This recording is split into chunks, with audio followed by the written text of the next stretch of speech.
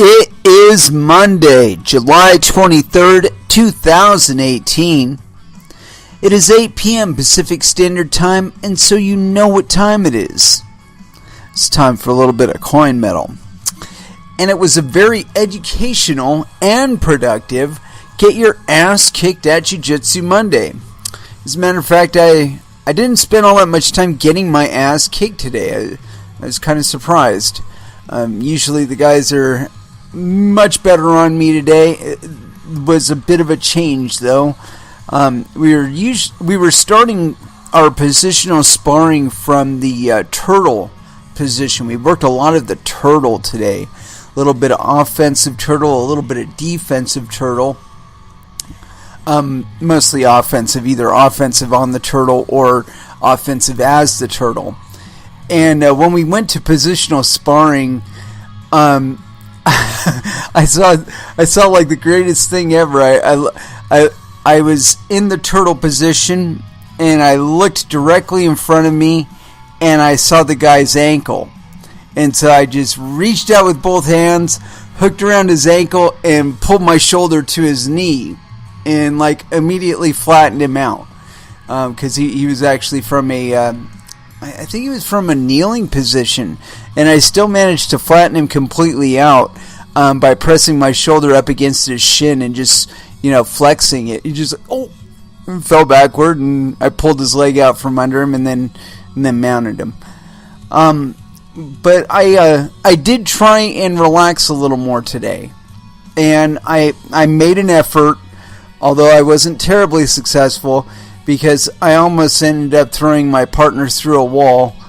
I feel really bad about that too, but the fact of the matter is if you're going for somebody's back, you got to watch where you put your arm, because instead of grabbing my hip like you really should have been at the position he was in, trying to get my back, he should have had his arm like around level with my hip, trying to keep control of my hip, right? No, this guy put his arm way up under my armpit, and it was really a tight. He had reached way through, and he grabbed one of my lapels. And so what I did was I grabbed his sleeve with one hand while he's trying to take my back, and I pulled it toward my left hip, and then I got extra tight with my right arm, kind of pinching his arm to my body, and then I just rolled to my right, and the wall was right there. He hit that wall hard.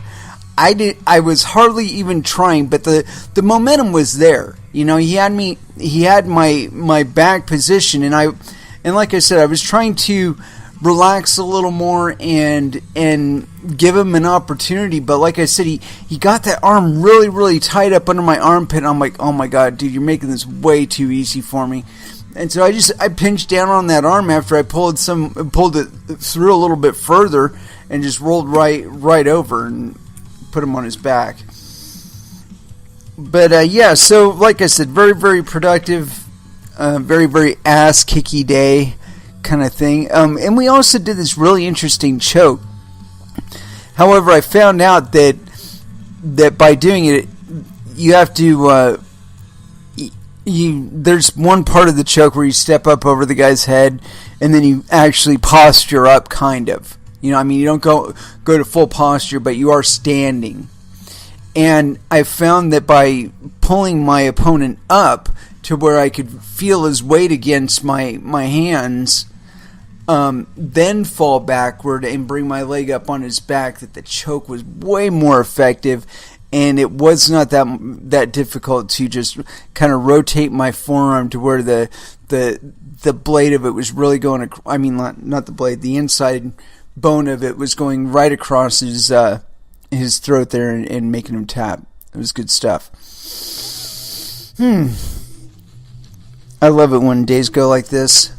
I can't tell you how many days jiu-jitsu ended in just frustration for me. Where I didn't really feel like I was learning a whole lot. I was just getting my ass kicked a little bit more than, normal. And but it's starting to shift around a little bit, and I'm feeling more aware of my opponent, and I don't know, I gotta kind of watch it, because I get kind of an attitude about it. It's like, it's, oh, I got him, and I get kind of overconfident sometimes, and I'm always worried about that, that I'm going to get overconfident, and I'm going to be like, oh yeah, I'm a badass, yeah, whatever, and then just some guy's going to come up and pwn me. So it's like, I gotta kind of tone it down, gotta be humble about it, gotta be humble about it, because there's always somebody better than you, always somebody better than you, always somebody better than you. And when you do find that person and they're really going for it, dude, all those illusions about all the skill you had and all that work you put in, it all goes out the window. All they got to do is trigger you and get you into that panic zone, and then that's it. The game's up. And that was one of the things that I've always enjoyed doing, is when I feel my opponents start to get desperate, there's like a little switch in my mind that clicks on, because it's like, oh my god, I'm frustrating him, meaning his mind isn't doing him any good, and so he's losing confidence with every attempt that he's trying, and he feels me negating him. That's like one extra move toward him neglecting to think of the one thing that I'll need to do to change a negative position into a positive position. Whether it be, just not paying attention to my hand position, not paying attention to my leg position, whatever it may be.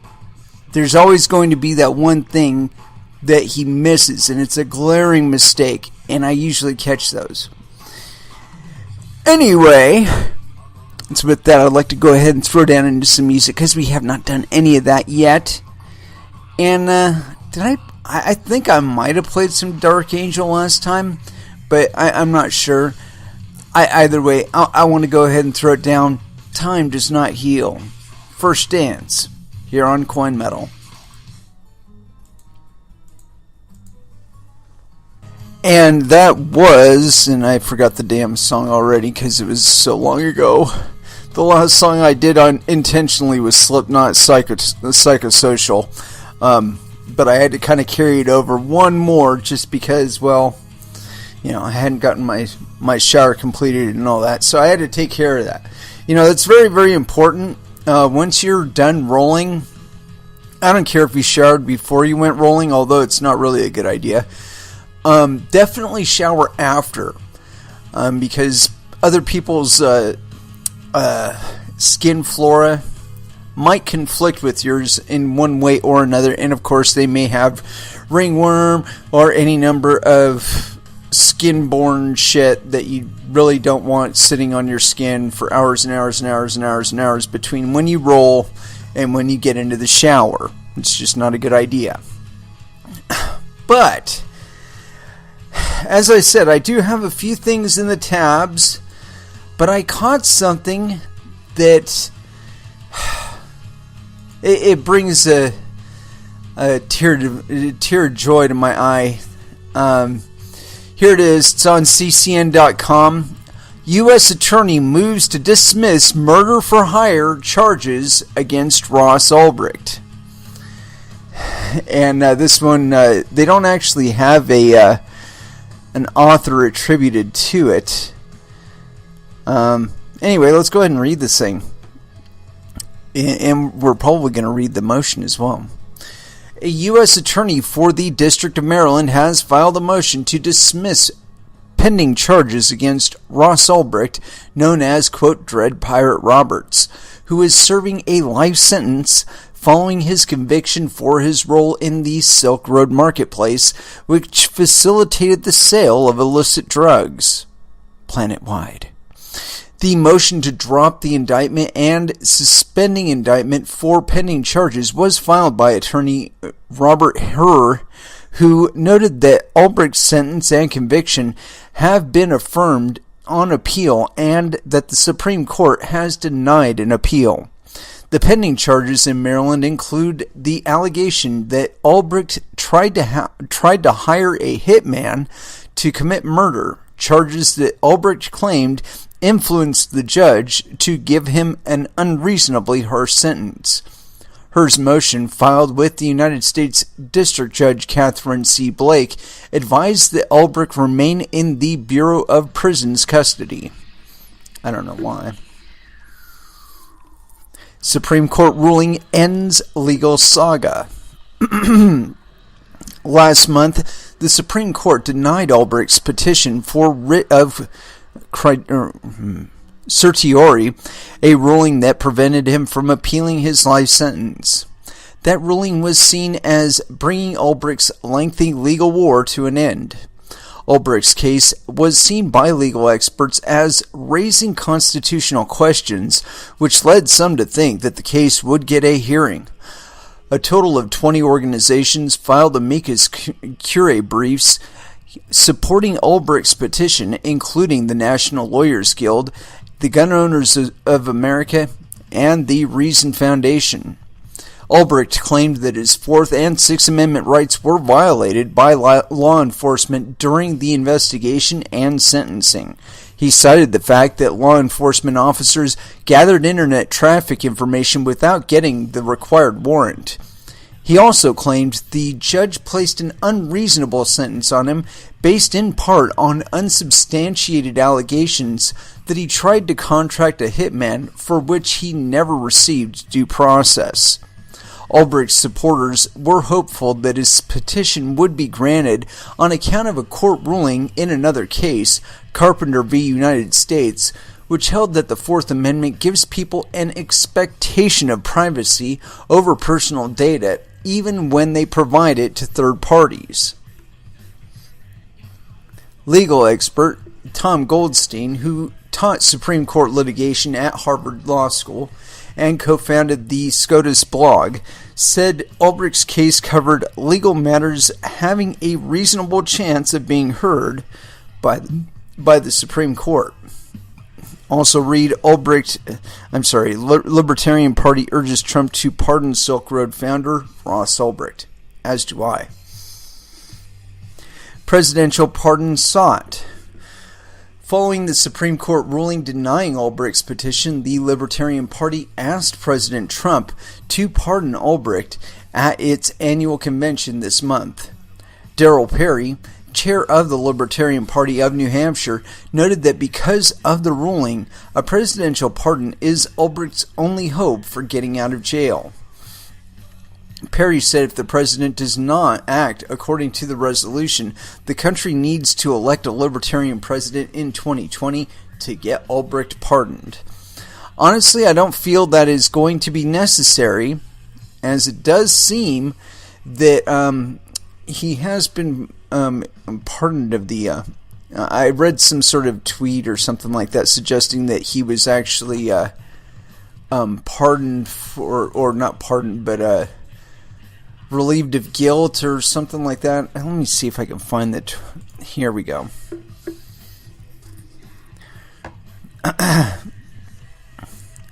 Here we go.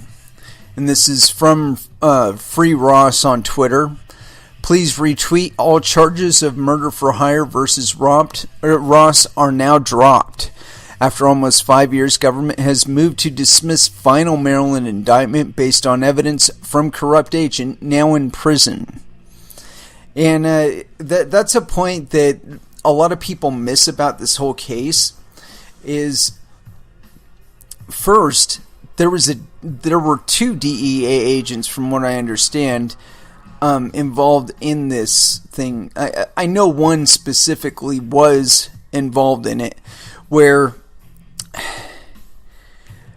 the agent stole a significant amount of Bitcoin from Ross. Then he claimed that they got hacked. Then he told Ross, hey, I know how to hire somebody to find the person that did it and kill them. And Ross was, I'm sure, so pissed at that point. He's like, fuck it, do it.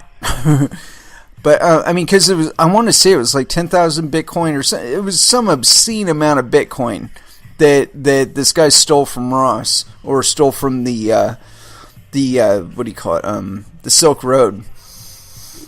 So anyway, not only does this asshole steal from Ross, not only does he entrap him by soliciting the services of a hitman, which also is a federal crime. He does all of this. He throws Ross up the river. And here's the key thing, though. He had access to all of the accounts under the name Dread Pirate Roberts.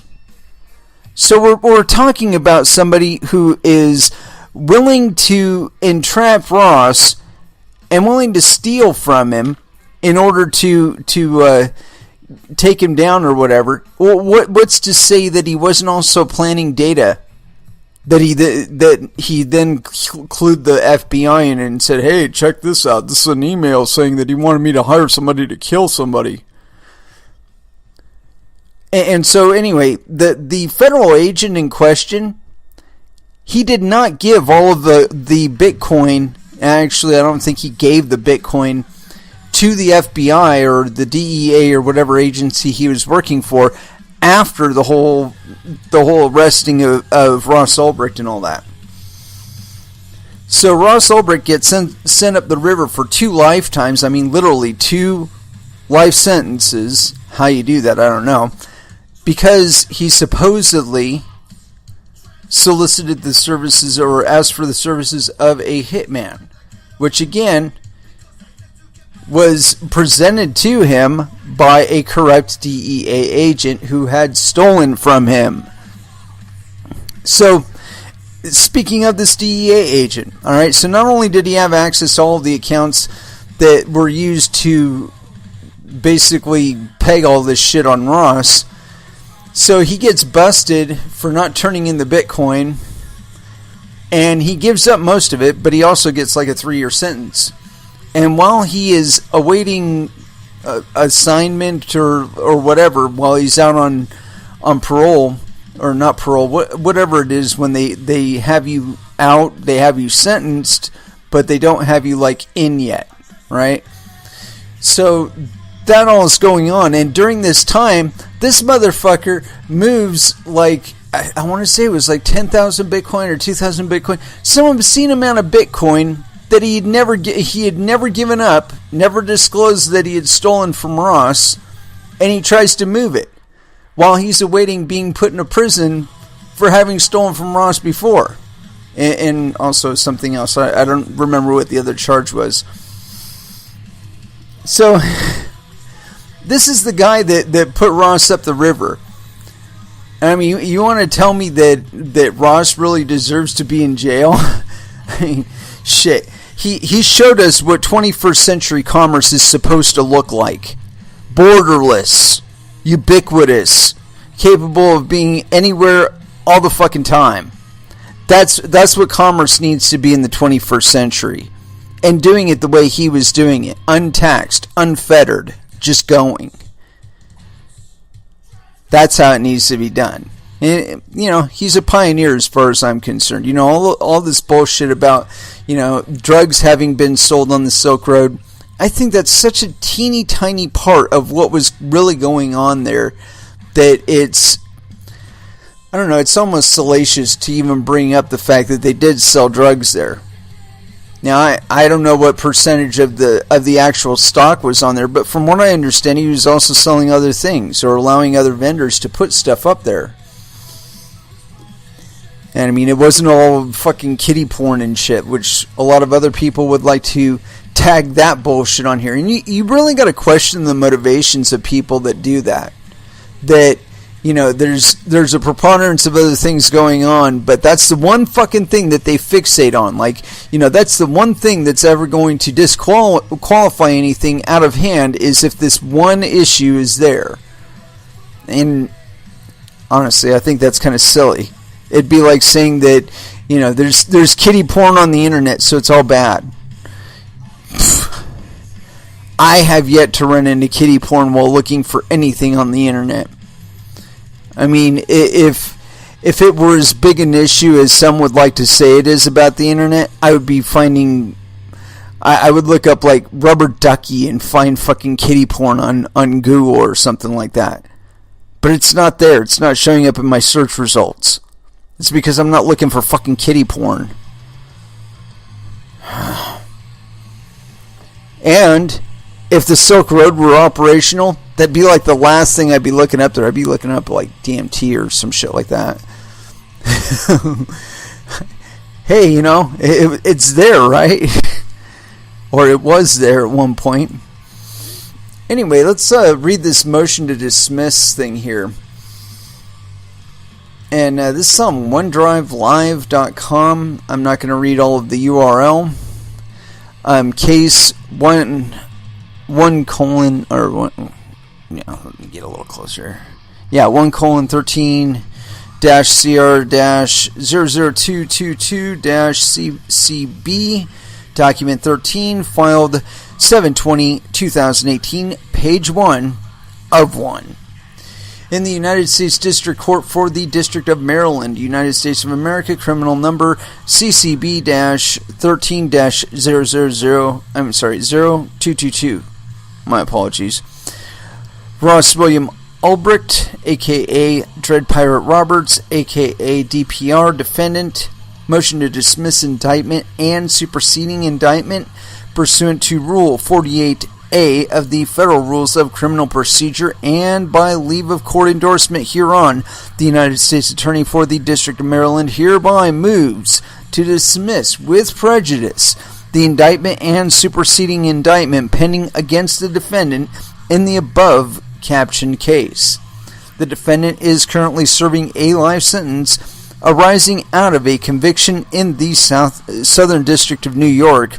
Said conviction and sentence have been affirmed on appeal, and the Supreme Court denied a petition for writ of certiorari on June 28, 2018, United States v. Ulbricht.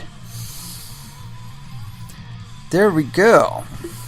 And so from what I understand, this has actually been enacted. They have in fact dropped those charges, which is good. Smart. It's a sign that things are kind of going in the right direction.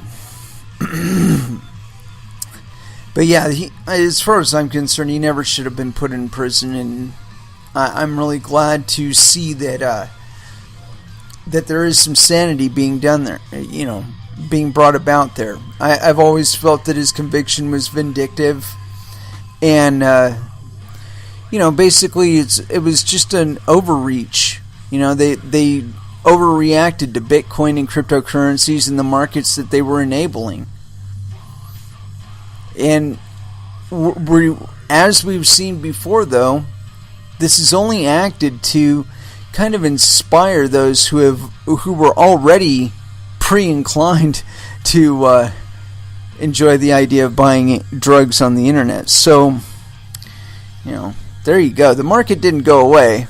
It just changed to a different marketplace. And I think that's what we're going to see over and over and over again. You know, as a matter of fact, I saw a tweet the other day where somebody had suggested that if a exchange is making them go through all kinds of AML, KYC, KY jelly bullshit, that they would not use that service. Now, I expected and even conveyed that very same sentiment back in, I want to say it was 2014. But it's amazing to me that 4 years later, we would still have exchanges where you can trade without all that AML bullshit. You know? And I think that those markets will continue to exist no matter what anybody wants. You know, and the whole talk about unveiling the anonymity of some cryptocurrencies, I found that especially humorous because the very people that would want to use such a thing are the very people that would be enacting laws against using such a thing. And if you really think they're going to try and turn themselves into criminals in waiting, meaning they've already done transactions using these currencies, and if it were ever made known, if it were ever to be known, then they would be classified as criminals just as well as everybody else. I mean, we're already seeing that the public is starting to, how should I say, lose taste for that hypocrisy that they can clearly see on their Twitter feed all day long. And they're getting sick of that shit. They're like, dude, if you're going to hold me to account using this technology, let's point it in your direction and see what kind of results we get. And when it's showing that you're just as guilty as I am of anything, I can't have you judging me poorly using that standard. You should at least see to it that your compatriots can abide by this and comply to with the standards that you're trying to enforce on others. And if you can't, then you really have no right trying to enforce those standards on others. Clean your own fucking house first. And it is with that I wanted to get into this next article here. It's on newsbtc.com. CFTC demands almost $2 million from illegal Bitcoin pool operator. I didn't know there was such a thing as an illegal Bitcoin anything. This one's by Thomas Delahunty. So yes, penis. Author July 23rd, 2018. So today, 9 p.m., no indication of time zone. Bad on you, Thomas. In a case that has been developing over the past few months, the U.S. Commodities Futures Trading Commission, CFTC, has taken another step in its actions against Dylan Michael Dean and his UK-registered company, the Entrepreneurs Headquarters Limited, TEH. Why would you think you have any jurisdiction over them, jackasses? Dean of Longmont, Colorado, who used Bitcoin to funnel his ill-gotten gains, is charged with commodity pool operator CPO fraud, options fraud, and failure to register with the CFTC in violation of the Commodities Exchange Act and Commission regulations. Dean also failed to register as an associated person of a CPO. Fines to hit almost $2 million. According to the CFTC's order from approximately April 2017 through its filing on January 18th, the defendants solicited almost $500,000, specifically $499,264.04 worth of Bitcoin. This was taken from at least 127 members of the public who expected to participate in a pooled investment vehicle for trading commodity interests.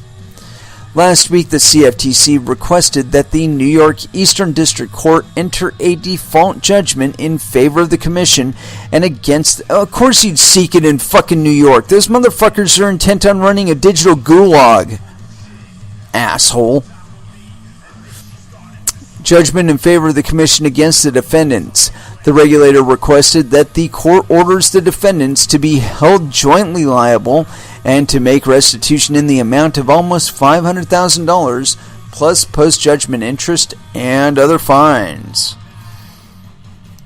In the scheme, Dean promised to convert the Bitcoin he acquired using TEH websites, YouTube videos, and Facebook posts into fiat currency to invest on his customers' behalf in a pooled investment vehicle for trading commodity interests.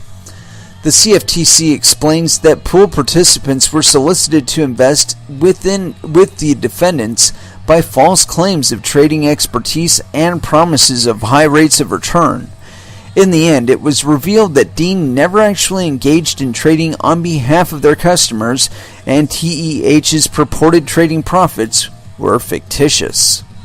Of note is that in addition to requiring the defendants to pay almost $500,000 in restitution to customers, the defendants also have a $1,497,792.12 civil monetary penalty, bringing the total amount owed to a hefty $2 million. On top of the financial penalties, the order imposed permanent trading and registration bans on the defendants. The CFTC cautions that orders requiring repayments of funds to victims may not result in the recovery of any money lost, because the wrongdoers may not have sufficient funds or assets to actually pay. The agency claims that it will continue to fight for the protection of customers and to ensure the wrongdoers are held accountable, and in relation provide a link to the following document that advises customers about the risks of digital currency trading. Yeah, so I don't know how to feel about this. I really don't. You know, the fact of the matter is, according to everything we've read on this article, they were acting fraudulently. If they didn't actually make trades, chances are they never really intended to make trades, or they hadn't met a date in which they intended to do the trades in. And I didn't see any mention of the time interval. I mean, it seems about a year of investigation. So, I mean, if they accumulated $500,000 over a year and they didn't do any trades, yeah, I would hold them suspect and certainly worthy of investigation, if not some sort of criminal prosecution. But again, we've talked about this multitude of times, that the new laws and new regulations that they're wishing to impose on cryptocurrencies and the markets that use them are not necessary at all. That the CFTC was able to prosecute these guys, or at least chase after them and investigate them based on existing law. They have laws against fraud. They have laws against theft. And these guys were obviously acting fraudulently. So, again, there was no additional law, there was no additional regulation needed. There was no additional legal clarity required. There are a multitude of requirements that are already established for anybody who's doing trading, or being a custodian of somebody else's funds, or being a money transmitter, or any of that other bullshit. And so the idea that you need to be pressing especially hard against Bitcoin, or creating some new taxes or some new bullshit to Bitcoin, fuck you. Why don't go tax some whiskey trading, or Pokemon cards, or some shit like that.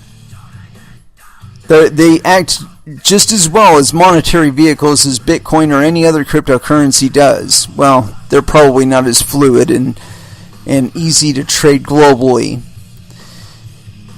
But you know, it's I kind of started in a little bit of a segue where they're spanning it to other jurisdictions in other countries. It's like, dude, you don't have any fucking right to be trying to prosecute people in other countries. You don't.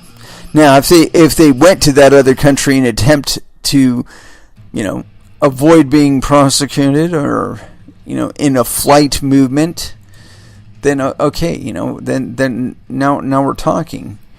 Now it means something. But in terms of they live in another country and they were doing business with somebody here, well, fuck you. Just go away with that bullshit. And unfortunately, I had the music playing this whole time. I was talking basically to myself and those of you who are fortunate enough to listen to this in the recorded version. But yeah, so $2 million. It's a lot of cheddar. And this guy certainly deserved to have to be paying it. And yeah, I'm not sad that they're going after this guy, because, again, from every indication here, and of course they could be lying to us. They could be like leaving out significant details that are known that would otherwise exonerate this guy. You know, like maybe all of his investors were keenly aware that there was going to be a duration of time in which they were solely accumulating funds. You know, maybe they couldn't find a good in. You know, maybe they were looking at the price at $20,000 and saying, "No, that's not such a good idea. We should wait." You know, and they were looking at it about a month or so ago, saying, "Oh, you know, it's maybe now is about time to be getting in there and buying some Bitcoin and investing our people's money." But right before they got to their buy order, some CFTC agents came breaking through the door. All their electricity went out, and so on and so forth. We don't know. We don't know these things. But it's good to keep an open mind, because, again, because you don't know it, it could just be true. You know, I mean, we've seen from the Ross Ulbricht case that they're willing to go through great lengths to bend the definition of what's legal in order to facilitate their own pursuits against a defendant. It's not fair. It shouldn't even be legal, but it does happen. I mean, if Ross Ulbricht's case was tried on the merits that they had available, just the evidence that they have available instead of like the hearsay, I think that the benefit of having the Silk Road was probably way outweighs the absence of it and what's happened since. And I'm pretty sure that he wouldn't have been put in jail for more than like a year or two. I mean, because in some places, of course, it is illegal to have pot, but not here. Anyway, let's go ahead and throw back down into some music. My apologies to my live listeners. You've been listening to me playing music that on my end, it just comes in on the background. On your end, it was up front without me. My apologies. But we will be back after this music break. And so here it is, Soundgarden, Jesus Christ Pose, here on Coin Metal. And that was Supercharger Heaven by White Zombie. I really got to catch up on my Zombie. I know the man's touring, kinda. I think he's still touring. I don't know. I read some article, and he seemed to imply either he's touring or he's going to be touring soon. He most certainly said that he thinks that Slayer is not going to be able to stay away from it. And honestly, I've got to agree with you there, Rob. I believe that Carrie is going to sit still for about maybe a month, and then he's going to start calling. Gonna be like, Tom, I can't do this. I can't do this retirement fucking thing, man. I don't care if you got to kiss Lombardo's ass. Let's do this shit. This is what we've been doing for the last 30 fucking years of our lives, or 40. I think 40. I don't know. Since the 80s.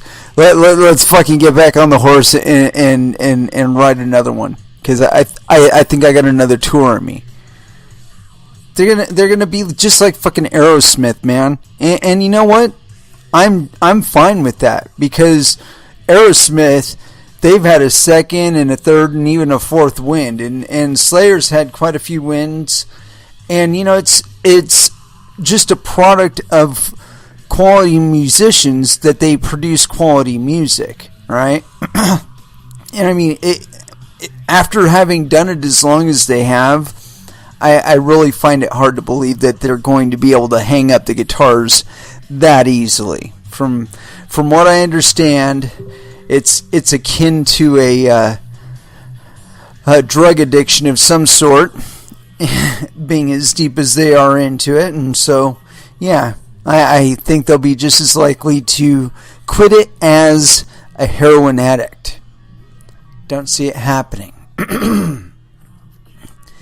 Anyway, I did a little bit of digging around, and I might go into this stuff because it's kind of hacky, and that's cool. I like hacks.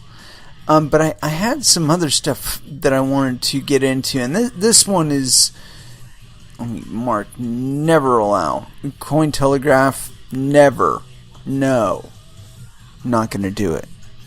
Anyway, this article is on Cointelegraph.com, and let's make sure it's the full fucking article.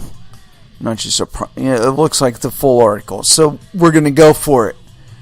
It's by Helen Parts. So no penis.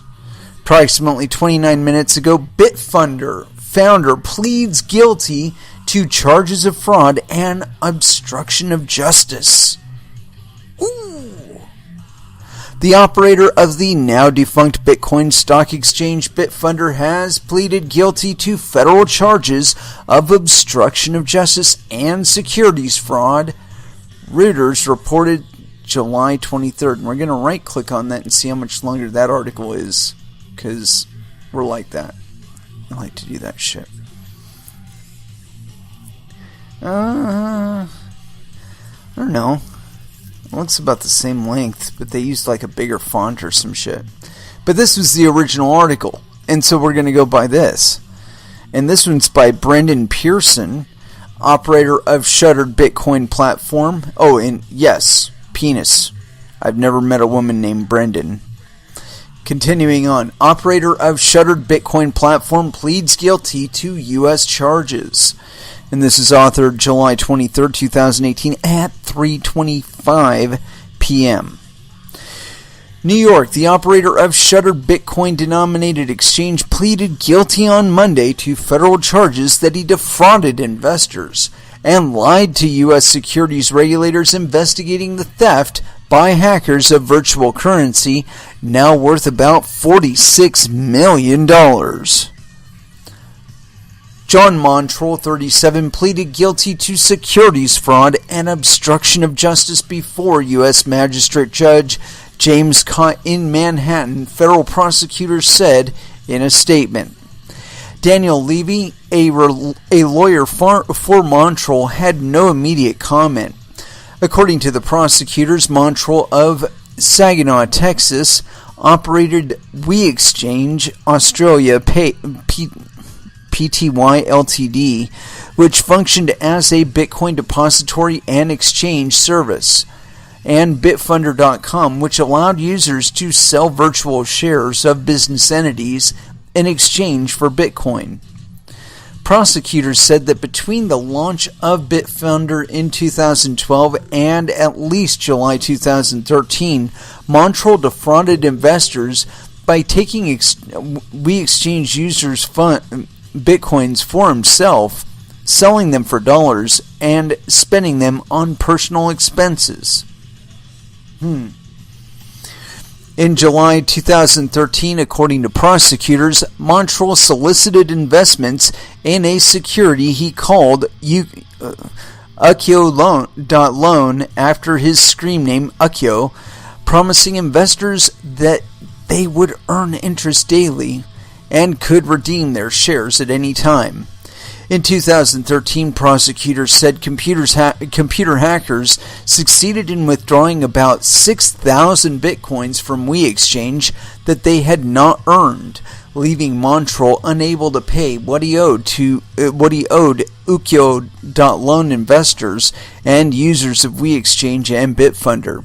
Nonetheless, they said, Montrell did not disclose the hack and continued to solicit investments. Montrell subsequently came under investigation by the U.S. Securities and Exchange Commission and lied to investigators in sworn interviews in 2013 and 2015 about when he learned of the hack and about other matters, prosecutors said. Okay, my question is this. If Montrell didn't report the hack, how did the SEC know about it? It's kind of interesting, don't you think? But here again, we do find a person acting fraudulently and getting busted using existing security laws. And no additional hocus pocus required here. No additional regulation. No additional regulating entity required. The law was pretty clear. The guy liquidated people's bitcoins for fiat and then pissed it away on boats and hoes. And they caught him. Now, I think what's just as likely as him actually having been hacked is him having hacked himself and then had a by hiring a third party to do it or something like that for a little bit of plausible deniability, and then turning around and spending the money elsewhere in other ways. I don't know, but it's kind of obvious from the other things being said about him in this article here that there was more than one fraud going on. That he was continuing to solicit other people's funds even after having been hacked. So, yeah. And supposedly, quote-unquote, lost 6,000 Bitcoin of other people's Bitcoin. I don't get it, man. Very, very sad. But, again, how the hell did they know about it unless it was reported some other way? I don't know. Let's see here. I'm looking through it to see if there's a way to tell exactly what was going on with regard to that money. Let's see here. According to prosecutors, solicitor promising investors in 2013, computer hackers succeeded in withdrawing about 6,000 Bitcoin from WeExchange that they had not earned. Okay, how did we know about that event? How did the prosecutors know about that event? Did they catch the hackers? If so, how did they catch them without Montrol having reported the crime? So yeah, I think this is all kind of questionable.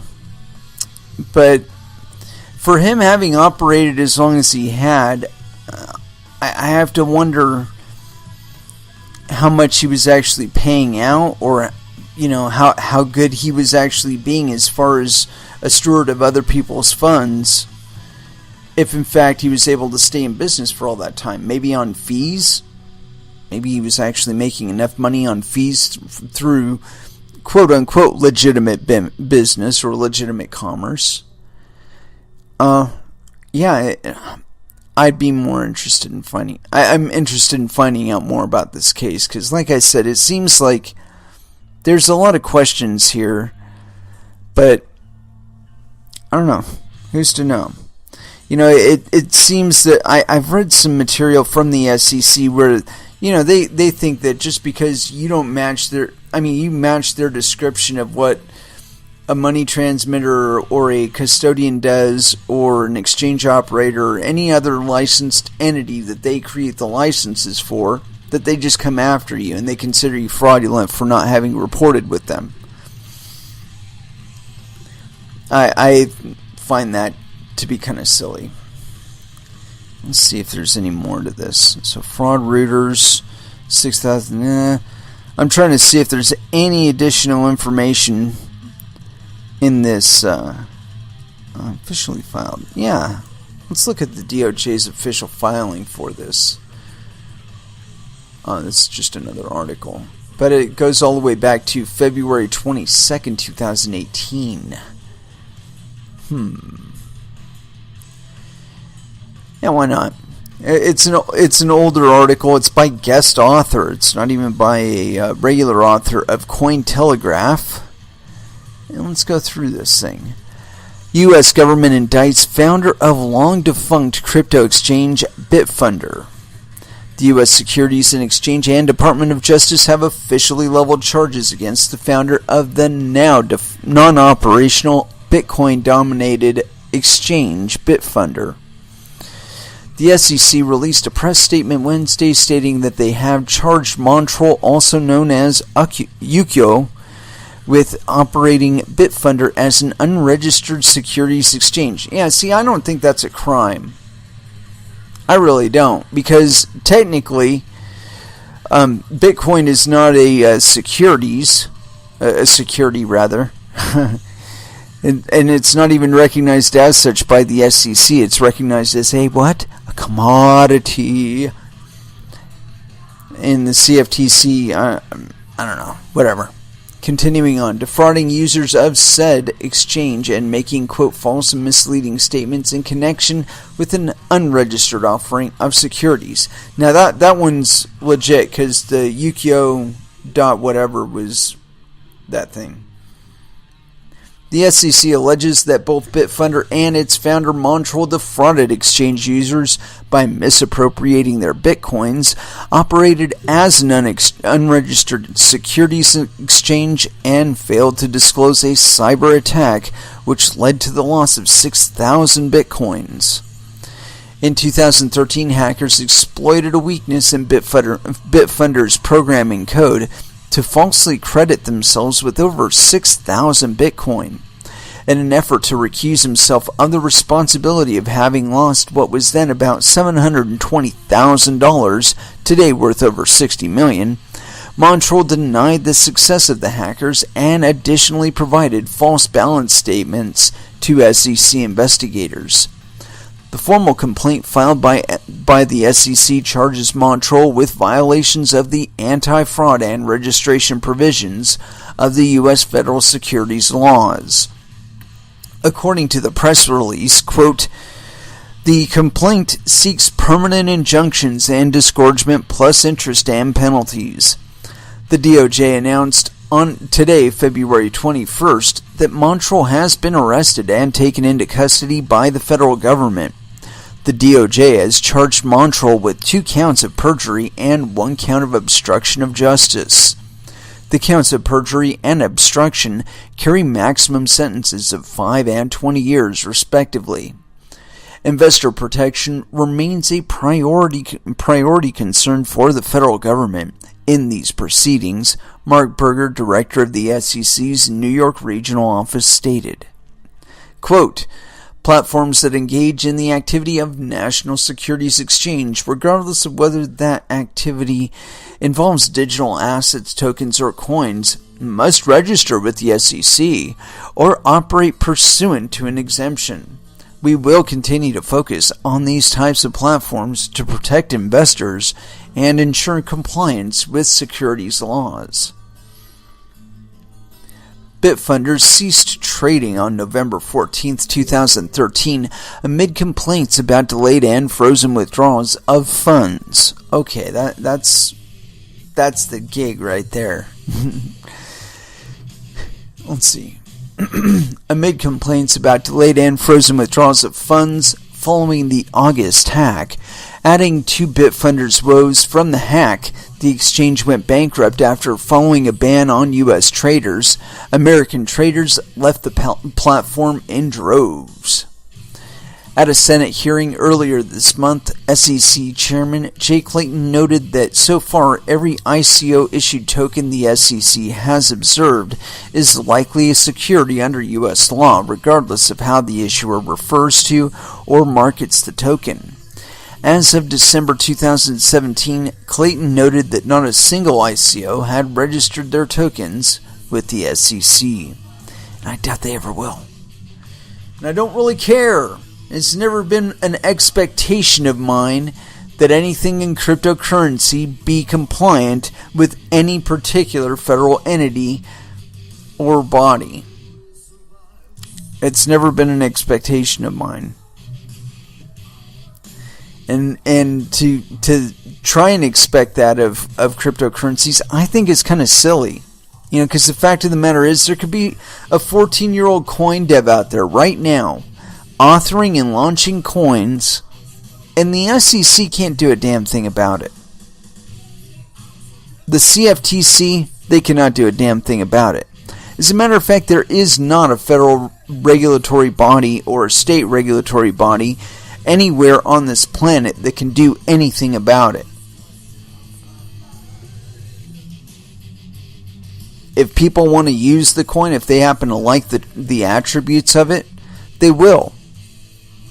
If they happen to like the ambiguity that a certain service gives them, some layers of obfuscation, keep their transactions and their commerce unrecognized by anybody else, that's their purview, and it's going to happen.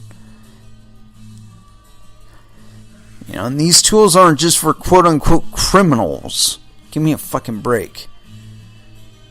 People that are doing charitable acts use cryptocurrencies all the time. Why? Because of the lack of friction.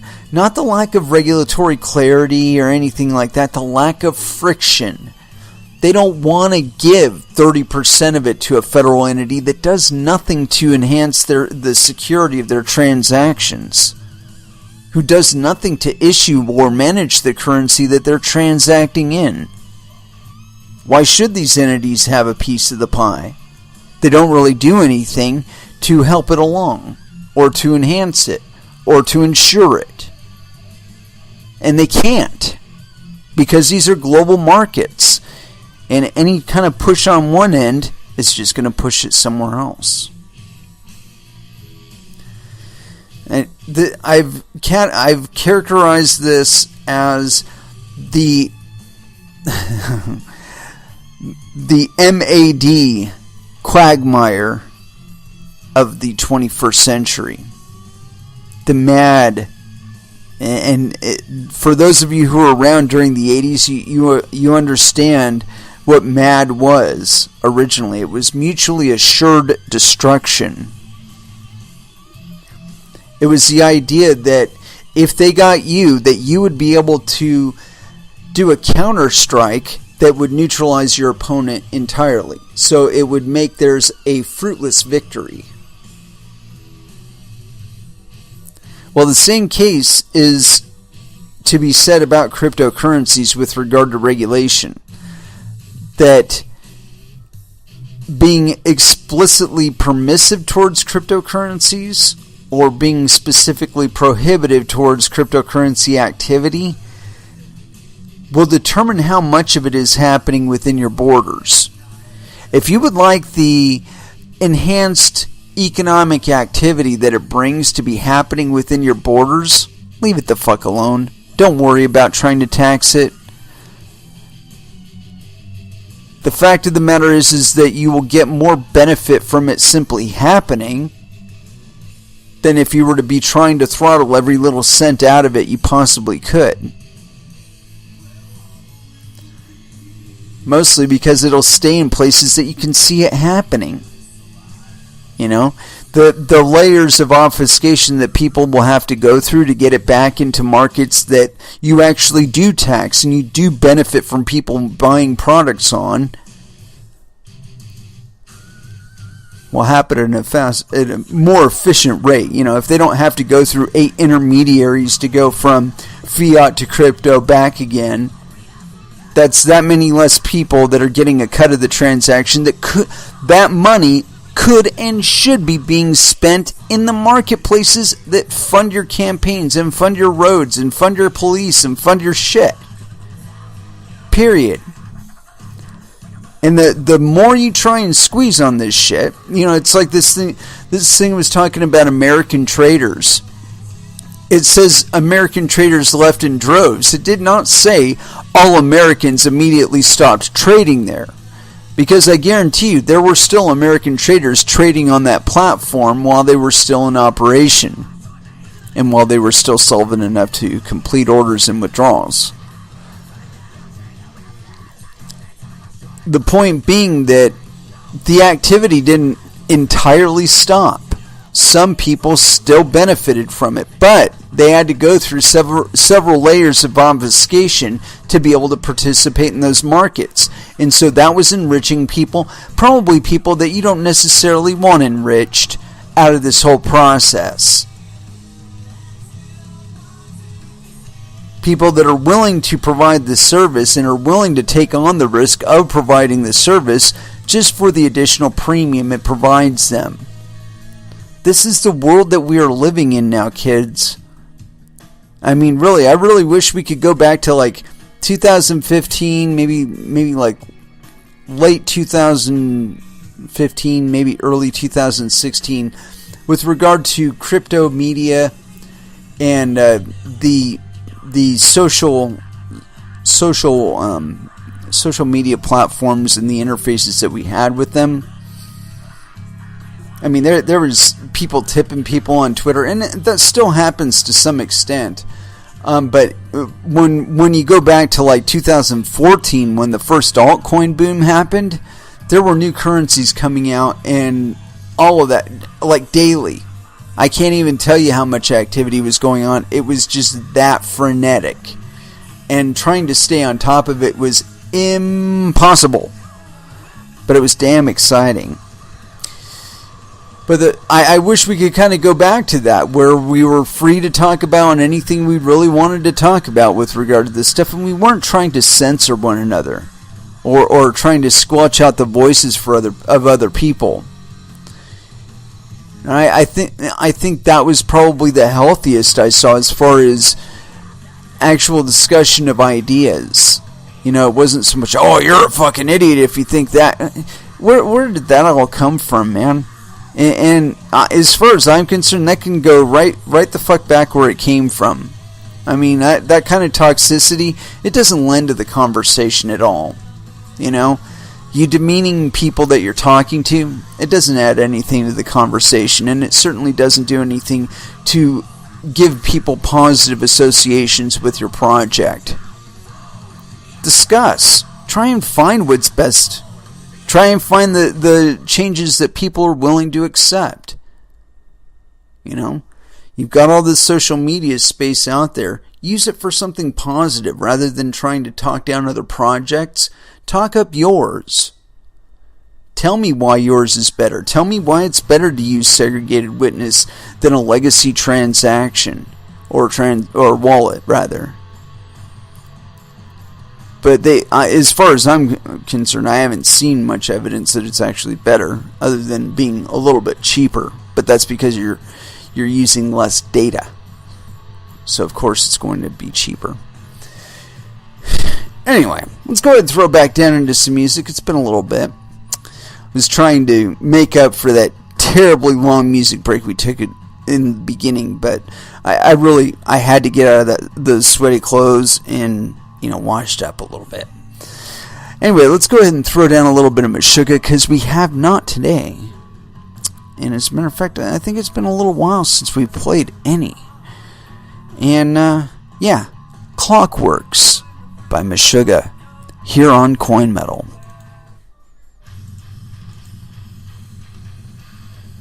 And that was Pantera with A New Level. I actually managed to turn the mic back on. Isn't that awesome? Anyway, with all this Debbie Downer shit we've been talking with, exchanges and frauds and all that other business, got this article here, and I'm going to check and see if it's actually a propagated one or if it's a full article. But I caught the title, and this seemed like it might be a little ray of sunshine for us. So let's go ahead and read it. This one's on thebitcoinnews.com. Coinbase flexes political muscle, beating while joining them. Authored July 24th, 2018. And no indication of actual authorship, so nameless time traveler. Let's see here. Oh, wait a minute. This appeared somewhere else first. Maybe we'll get an attribution. Check and verify, check and verify, check and verify. Because it's showing me this was originally on Bitcoin.com, news.bitcoin.com. If I can actually get this fucking article to load from them. Oh, come on, reload. Do it. Just do it. Wonder why that was hanging up on me. That's weird. There we go. Alright. So here it is. This one's on news.bitcoin.com. Coinbase flexes political muscle, beating while joining them. Widespread reporting revealed that United States' largest cryptocurrency bank, Coinbase, has formed a political action committee. This is the debate. Is onboarding broader sectors mainstream folks coming to at too grave a cost? Is crypto's philosophical soul worth greater adoption? One company is threading between those tensions, citing on the venial sin of being in bed with gatekeepers while moving against the mortal sin of not bringing everyone to digital assets. And now they're bent on conquering electoral politics. That's interesting. Yeah, whatever. Continuing on. Coinbase forms PAC. Colin Wilhelm effectively broke the story, and he did it where it would get traction. Twitter, Scoop at Coinbase, has formed a political action committee as part of a push to increase its presence in DC, he tweeted late last week. Cryptocurrency success stories such as Coinbase have a real choice. Wait around to be regulated, which is coming in as many forms imaginable, or get ahead of politicians and frame regulation in a favorable manner. The answer seems obvious. No. The answer for you seems obvious, Coinbase. And my fear here is that you're going to be making decisions on behalf of other people that they don't want you to fucking make. So anyway, continuing on. The San Francisco-based crypto bank is officially the first in the space to form a PAC, a fact later confirmed by Federal Election Commission, FEC. For potential institutional investors, such actions show mature long-term thinking leads Coinbase. For the market as a whole, it just might be a linchpin in the quest to bring about more clarity going forward from regulators. Actually, it might be just a clarion call to people using Coinbase to evacuate. We'll see. It's the latest in a series of such moves for the bank. And calling it a bank, it's not a bank, it's an exchange. Its executives are well-known political animals, personally donating to favored politicians. As a unit, however, the company reportedly approached the U.S. Securities and Exchange Commission regulators about becoming a full-fledged brokerage, which would better explain the whys behind its PAC. If regulators don't play ball, the politicians who appointed them could be targeted for defeat. Screwy melange. To outsiders, U.S. politics are a melange of screwy laws, regulations, arcane rules. And nowhere is that more in evidence than with regard to political financing. PACs, in a long line of ironies, were a post-Watergate, early 1970s reform to clean up corruption. The overrepresentation of big money was thought best counteracted by regular folk being allowed to cartel up and pool resources, giving them a fighting chance in the moneyed arms race. And then there was reform of the reform meant as final reform. Odious federal and state reporting laws were enacted. Legal language, Swiss cheese-like holes, wide enough to match the Grand Canyon, were quickly found. Big money got around it all, as anyone with a modicum of sense would have predicted. By 2010, the Roberts Court upheld more than 3 decades-old challenges to the concept of money as speech. Citizens United does seem to have settled the matter. Money is speech. Key, of course, is the noun money. If a given crypto or alt isn't considered money, then such cases mean little. Indeed, complications are numerous when its 50 states are put into play. In one instance, Colorado is considering allowing crypto as a form of political donation. In another, Kansas outright forbade such occurrence, as if they can. Federal clarity on the issue could be an influential force for states also struggling with it. Whatever the case, Coinbase is on another roll. Not only has it formed a PAC, but it snagged a giant hedge fund, became whitelisted on Facebook, and one of its founders, Brian Armstrong, was named a leading young executive. What do you think about Coinbase's PAC? Let us know in the comments section below. And nobody has. I think it's interesting. I mean, it was kind of inevitable that some entity would think that they have enough weight to throw around that they can speak for others in this case. However, I believe in the not-so-distant future, we're going to see a proof of some sort or another that's probably not exactly according to the wiles and whims of crypto. And we may see some sort of backlash because of this. I mean, it's not beyond expectation to see that kind of thing happen. And if it does, what kind of signal do you think that would send to the rest of the finance industry out there if there were some sort of exodus from Coinbase for their obvious complicity and willingness to speak on behalf of others who did not even solicit such a thing? I mean, but at the same time, I have to laud them for giving crypto some sort of voice in DC, one that isn't necessarily shrouded in concepts like pedophilia or fucking piracy or drugs or whatever, or ransomware. It's nice that they are willing to put a suited face on that, and I have to applaud them for that.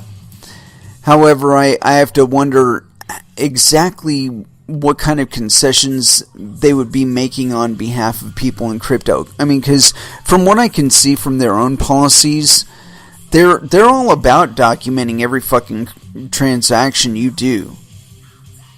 And I don't think it's anybody else's business what transactions you do. I think the anonymity of Bitcoin was meant to preserve some modicum of privacy in your finances in this digital era. And so, on that side of it, I really gotta hope that they're saying that to these people, that these are global markets. The idea that you're going to be able to reasonably enforce any kind of regulation on what people are doing in the crypto space is just silliness. It's bad for you, it's bad for them, it's bad for us, it's bad for business. And I think in the not so distant term, we're going to be having a liquidity crisis on fiat markets, and people are going to be looking for money, and they're going to be looking at crypto going, hey, you know what? This is actually preserving its value versus the US dollar, and it seems to be going up. Maybe that's a viable option to shift to while I'm trying to maintain some of my monetary value in this collapsing market. I don't know. Anyway, I got this other article, and this is a ray of sunshine, and this is to let you know that there is some effort to push this forward as a means of transacting between people. I do have to say I'm a little disappointed with Bitcoin.com's wallet in that I have to have a Google account, which there are ways around it, but immediately they're asking me for a phone number, and that's to establish my identity. And you know what? I think that's stepping a bit too far. I think I should be able to use Bitcoin Cash without needing to establish my identity in some federal database. And if I can't, then it's absolutely useless to me. Anyway, this is on news.bitcoin.com. Philippines embraces cryptocurrency exchanges issued provisional licenses. Who gives a fuck about your licenses? Your people want to trade cryptocurrency. Get over it. The Philippines Cagayan Economic Zone Authority, CEZA, announced it granted 3 cryptocurrency exchanges provisional licenses to operate. All 3 are foreign-based, including 2 from Hong Kong and 1 from Thailand. To gain annual approval, companies made substantial financial and employment investments in the country. Philippines grants 3 licenses to crypto exchanges. Quote, "These are offshore companies and they have committed investments of $1 million each," stated Raimundo T. Roquero, Deputy Administrator of the Cagayan Economic Zone Authority, CEZA, in the Philippines.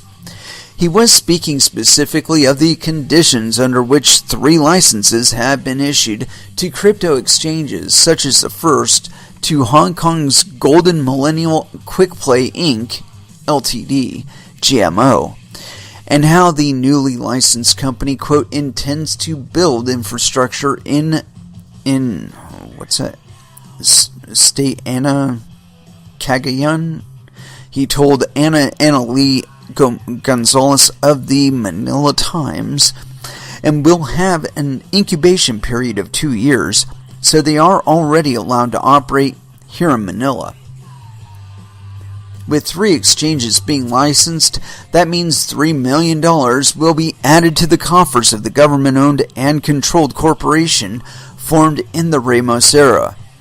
The CEZA encapsulates the city of Stay Ana.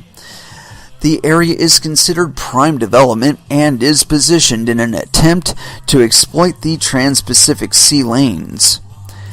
The hope is to capitalize on and trade with APEC while also remaining accessible to international trade. Hoops Probity. All 3 exchanges are from outside the country. Each licensed exchange must be renewed annually. This news is most welcome for the crypto community. For only 2 weeks ago, CEZA claimed it would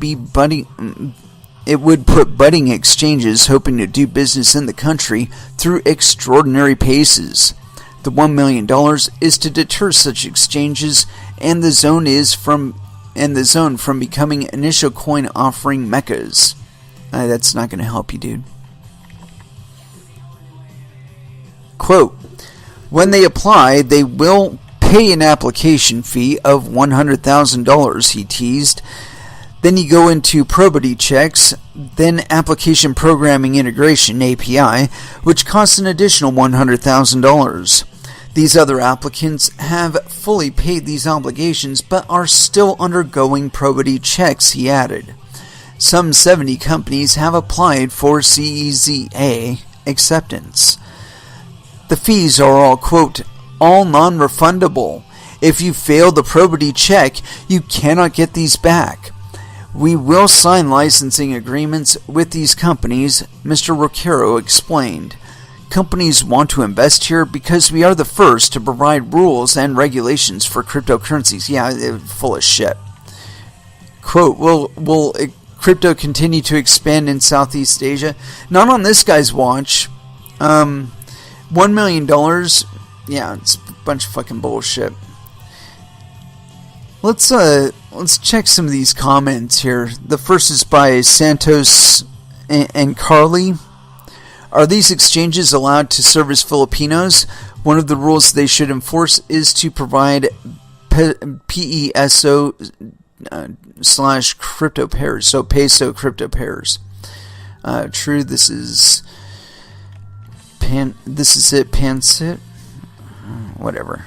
"The Filipino government embraces anything that makes them $3 million, LMFAO.